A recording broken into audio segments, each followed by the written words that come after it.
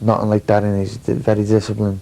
If you know, he'd say to you, if you don't want to do it, here's the door. He wouldn't have no ifs, buts or ands about it. My father had made his mind up and made a decision that he believed he had the ability to go on and be a champion. And my father said to me, I can see something here.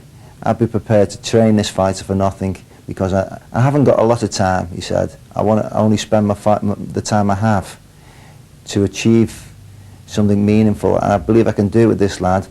He said, I'm sure I can make him a champion. I'm not sure if it'll just be British champion or European. He said, possibly world champion, he said, but I believe he can be a champion. Neary's on the road to becoming a champion. In 1995, he wins the Central Area title by demolishing Nigel Bradley in the second round.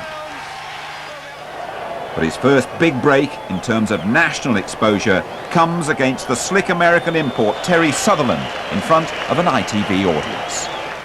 Our own Gary Newborn has dubbed him the White Nigel Benn.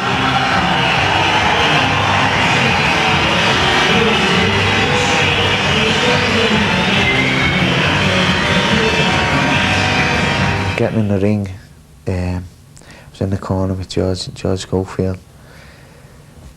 Terry Sutherland's in the other corner. I'm looking over thinking, oh, got a job on here. Next minute, that's Jimmy Lennon Jr., the ring announcer from the States, isn't he? He started to spiel, wearing the solid black trunks. I thought to George, I've made it here. You know when you think, I've arrived here. You know, just listening to him, because you'd heard him so many times on the big fights. He was doing the Tyson fights and all. Here is the boxer known as the Shamrock Express, introducing Shea Neary. The Everton Park was absolutely sold out, and it was like hundreds outside trying to get in. And brilliant atmosphere. First round, come over, bang, bang, hit me 1-2. I thought, this fella can punch. He's a bit dangerous stopping that way. I'd learned a lot off Mr. A. I was used to go in like a madman. I was more reserved, trying to work behind the jab. He was catching me with a lot of good shots. He was moving in and out, trying to catch me with the uppercut. Coming at the second round, same thing. He hits me with a right hand.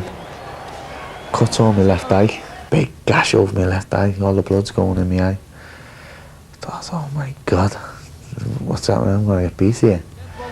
Next minute, Mr. Green, the referee, he stopped the fight. He took me over to the corner, cleaned him up. George Schofield and Mike Atkinson cleaned me up in the corner. He said, right, Jay, because it's you, I'm going to give you to the end of the round. George Schofield, go and do him, Jim. From then, I went out to try and catch him with a big shot. And I believe that, my father was looking down on me on that occasion. He's got to be impressed with Sutherland. He's missing a few punches, but he's a sharpie. Now the crowd getting behind Neary again. The last thing they want is a stoppage with injury. Oh! There won't be any stoppage now. He's come right outside the ring. No, it surely can't make this as a game guy. The referee stopped it anyway. And the ring in... Oh dear. The guns are going as well. We're getting a bit excited here. Hit him at like an overhand right. A bit of a haymaker. Caught him on the side of the cheek. And he went under the ropes. Never got up. Brilliant. It was made up. The crowd went berserk. They were great.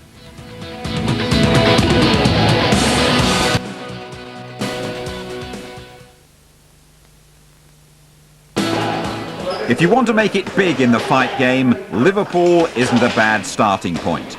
Pocket-sized gyms are dotted all over the back streets of the city.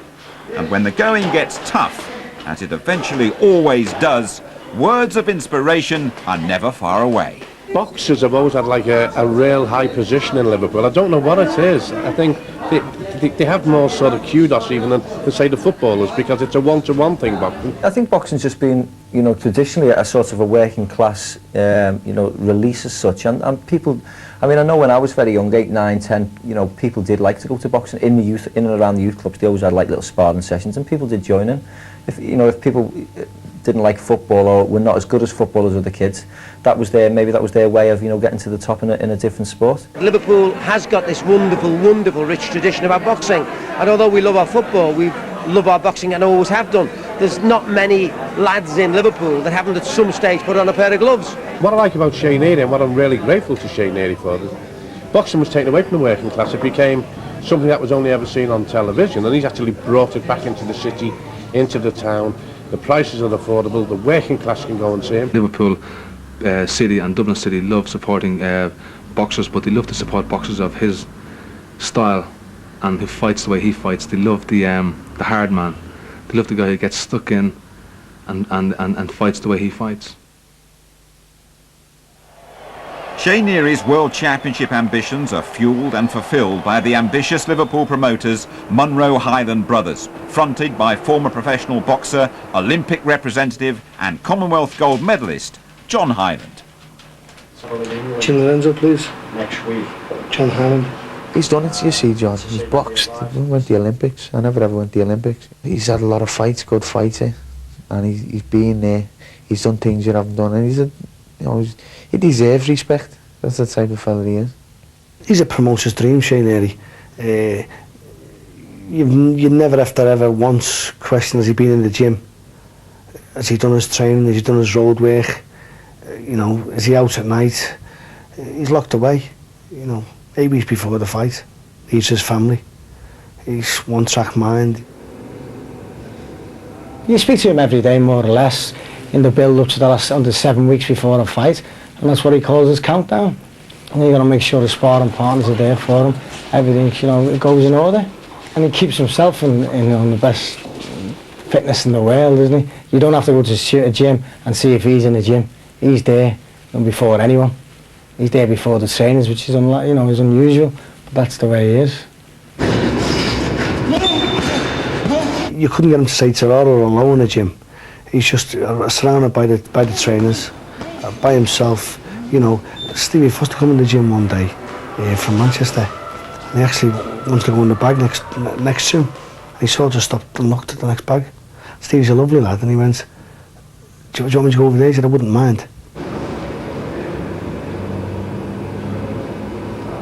He's a gentleman, but in that gym, he just wants that gym space to himself. He's selfish, and that's why he is what he is. He's selfish. There's no other word for him. Neary's chance at world glory comes via a shot at the vacant WBU light welterweight title in front of his home fans at the Everton Park Centre. He's up against the dangerous and experienced American Darryl Tyson. Despite breaking his hand early in the fight, Neary boxes brilliantly to claim a gruelling points victory. I was telling him prior to the fight, I don't think he'll ever remember, because I don't think he ever listens. But I was actually saying it, 12 months beforehand, you're going to be a world champion. You're going to be a world champion. If we never had the ability to do it at the time, I would have said to him, listen, you're going to have to go to another promoter, because he was world title. He was class, because you could see it in him. You could see, you can see it when someone wants it. He wanted it more than life itself.